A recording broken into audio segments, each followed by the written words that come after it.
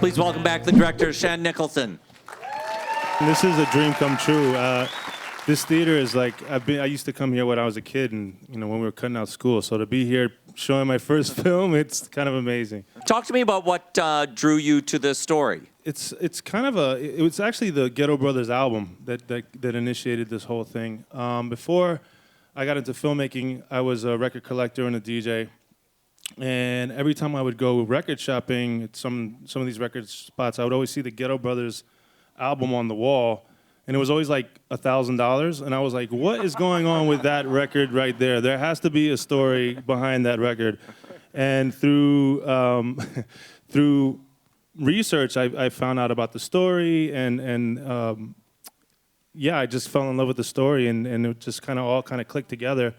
And got a hold of Benjy and the rest of the gang. And it just kind of rolled around from there. Benjy, talk about what it means to you to have this story told this way. It's funny because back in the day, the Ghetto Brothers story was never told.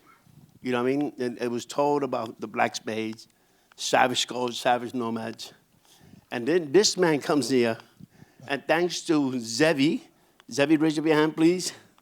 Zevi right there, whose mother has the archives of all these films and of all these things right there.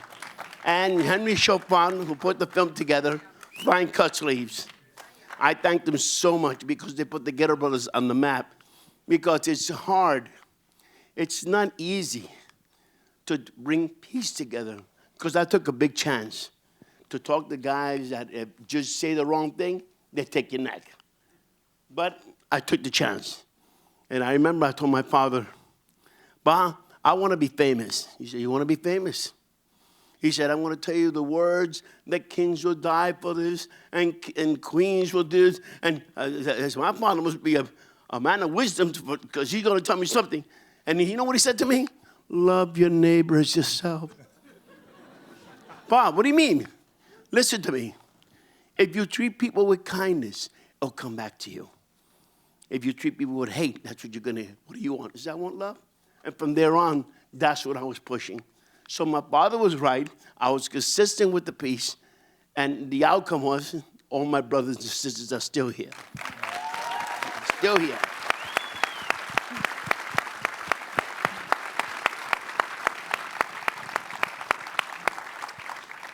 Jim, you're on this as an executive producer. What stood out to you about this story? What made you want to get involved with this project? Well, initially my producing partner, Michael Aguilar, brought this to my attention. And the first time I heard the story and I saw the footage, I was completely blown away by this incredible thing that had happened that no one knows about.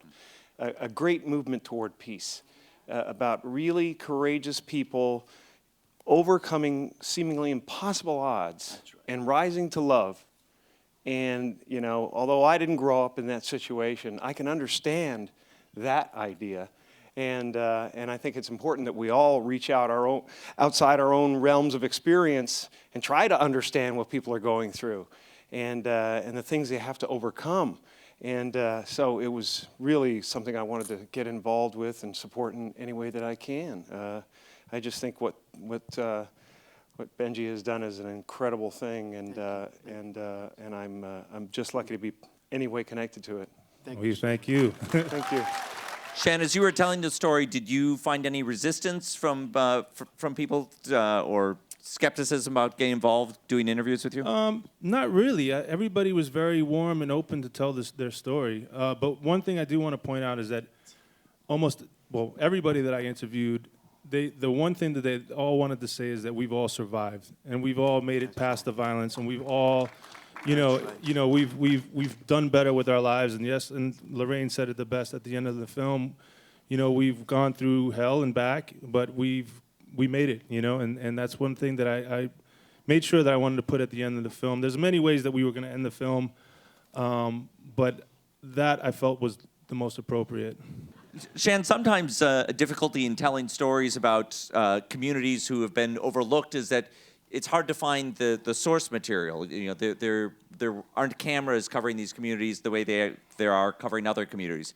You found some terrific footage in here. Can you talk about that search? Yeah, I think it goes back to my days as a DJ looking for old records like theirs. You know, I mean, it was one of those things where, you know, you'd uncover one rock and then it would lead you to another one. I have to give props where it's due. Where's King Class? He was the linchpin in a lot of the archival retrieval. He pointed me in the right direction for a lot of things that I had no idea. You know, like there's films. Most of the archive is funny. Is from like Germany. These guys didn't know what they were getting themselves into.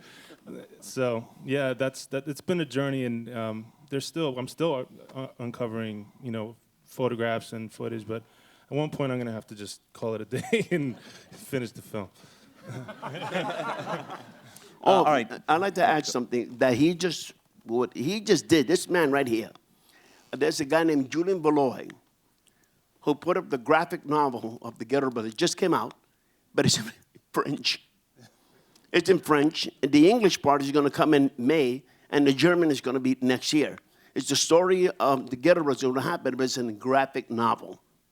So it would be nice if you go to Amazon.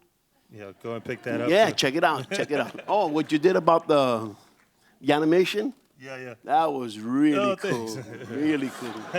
Oh, Lori too, man. Lori's the girl here, boy. Lorraine, oh, that's the lady right there. Watch it with this girl. Yeah, thanks to the whole cast that's here. Shan, before we wrap up, can you tell people what's next in the life of this film? If they want to keep following it, what should they follow? Well, we have a Facebook page. That's probably the easiest way to follow up on our updates and stuff like that. Social media, Instagram and Twitter. Yeah, we're looking to release it very soon, so keep your eyes and ears open. Yeah, thank you very much for coming, and thanks especially to the team of Rubble Kings.